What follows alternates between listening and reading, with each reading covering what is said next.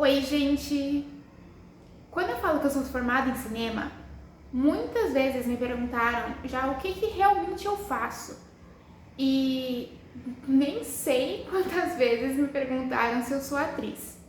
Por isso, nesse vídeo, eu vou falar 7 áreas que um profissional formado em cinema pode atuar.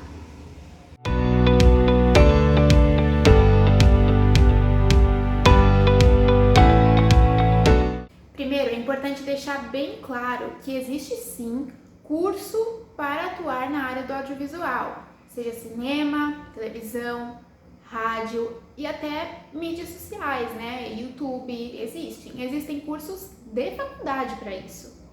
Muitos cursos dessas áreas vêm com o nome de comunicação social, que é que nem eu falei no vídeo anterior, que eu vou deixar aqui em cima.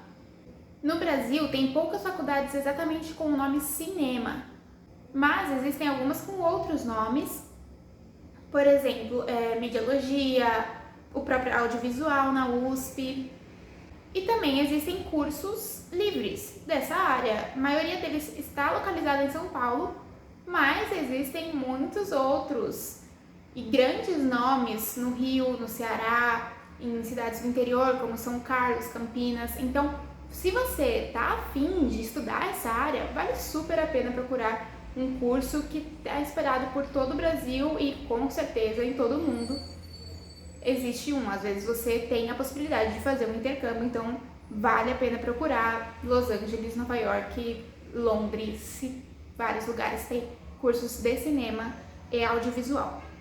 Esses cursos eles vão poder te ajudar até no futuro, caso você queira entrar numa faculdade e ela tenha uma prova específica, como é o caso da USP. Então você já vai ter uma base para fazer essa prova.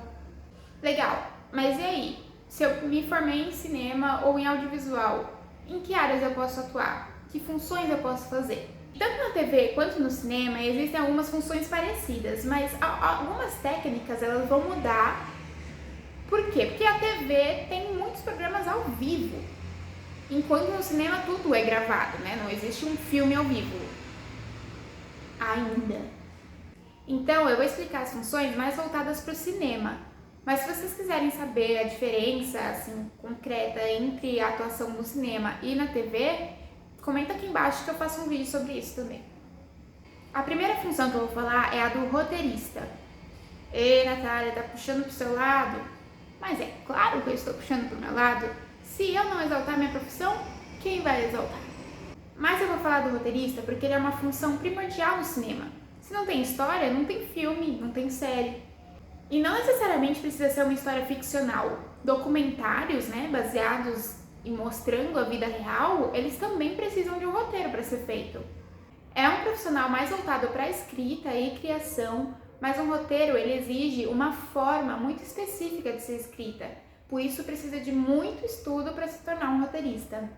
Mas se você já gosta de escrever, criar histórias, contar histórias, você já está no caminho certo, então vai buscar mais sobre isso, faz um roteiro pequeno, faz alguma coisa assim.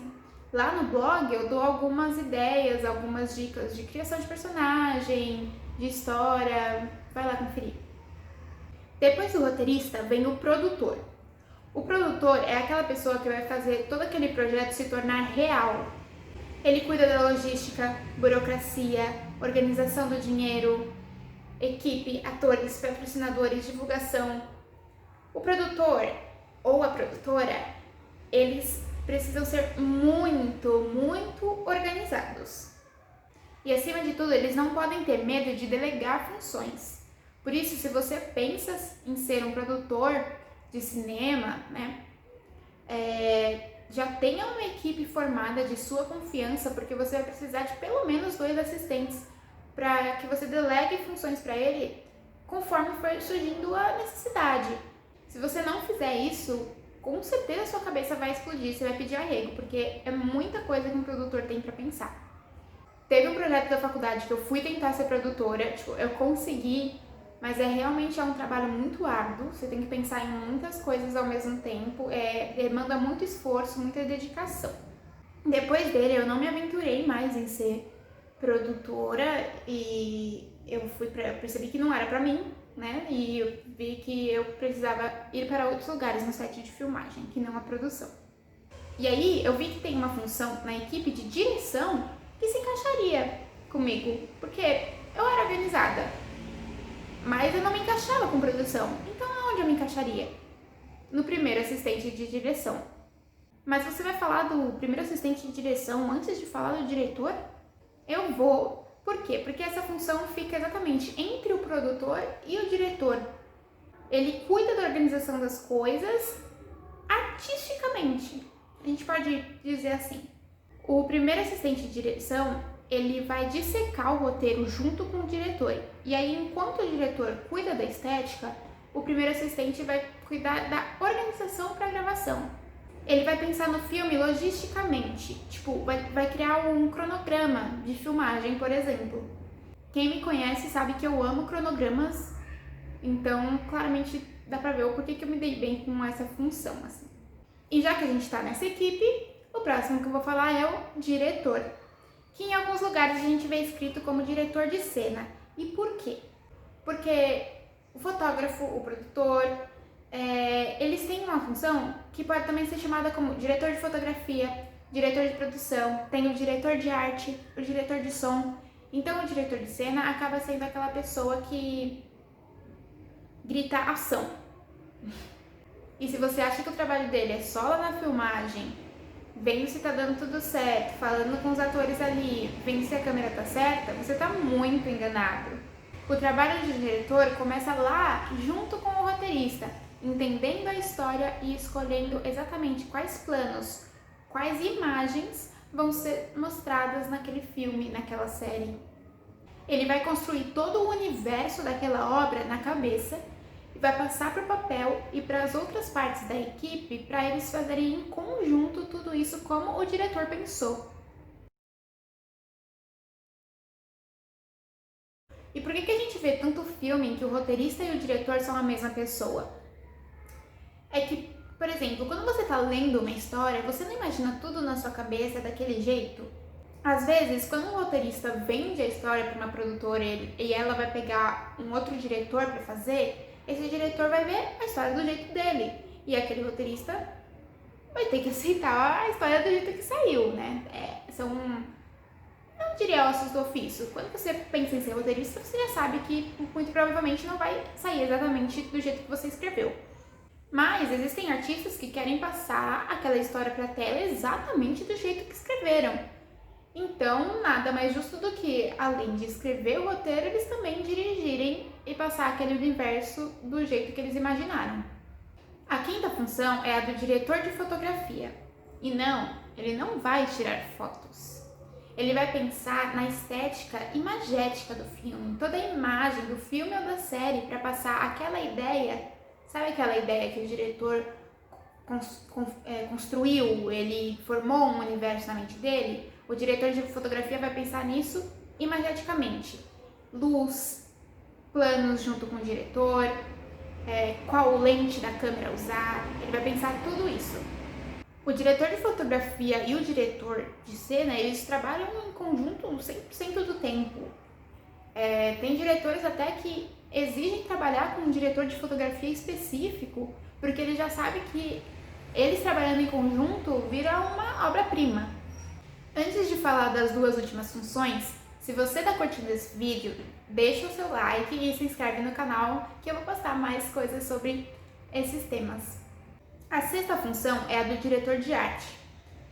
Mas o diretor de fotografia e o diretor não cuidavam da estética? Então o que o diretor de arte faz? Ele cuida da estética junto. Pois é, a equipe de arte e o diretor de arte vão pensar na estética de uma forma funcional e artística. O diretor de arte vai cuidar da estética de forma artística, mas é óbvio, né? Óbvio, artística, diretor de arte. Eles vão cuidar de cenário, figurino, maquiagem, às vezes de um objeto que precisa ser produzido especificamente para aquele filme. Eles vão pensar na cor. Ser um diretor ou diretora de arte é para uma pessoa que sabe utilizar as coisas para criar um novo universo. Vamos pensar nos filmes dirigidos pelo Guilherme Del Toro, por exemplo, O Labirinto do Fauno, ou A Forma da Água. são filmes que precisam de toda uma estética para criar aquele novo universo, né? Então ele passou exatamente para o diretor ou para a diretora de arte o que ele queria, como ele queria que o fauno fosse construído, como ele queria que ele fosse mostrado. Isso é trabalho para o diretor de arte, que vai ter a responsabilidade de construir o fauno que o espectador vai conhecer. E a última função que eu vou falar nesse vídeo é a do diretor de som. Quem lembra dos filmes mudos? E eu também aposto que você já gravou um vídeo que o som ficou tão ruim que você falou, eu nunca vou poder usar isso na minha vida. Pois é, todos os filmes seriam assim se eles não tivessem diretores de som competentes nas suas funções. Eles têm que pensar, desde que estão lendo o roteiro, como eles vão captar o som, quais sons vão ter que ser criados, se vai ter trilha sonora, se algum personagem ali vai ter um som específico. São muitos detalhes que vão fazer toda a diferença na hora que você estiver assistindo o filme ou a série.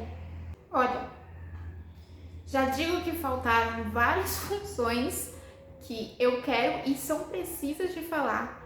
Então já digo para vocês esperarem, porque vai ter mais um vídeo com esse tema.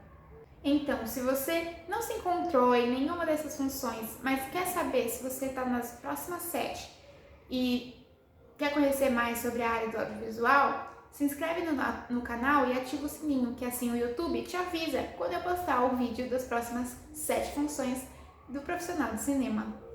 E se você ficou com qualquer dúvida, comenta aqui embaixo. Até a próxima!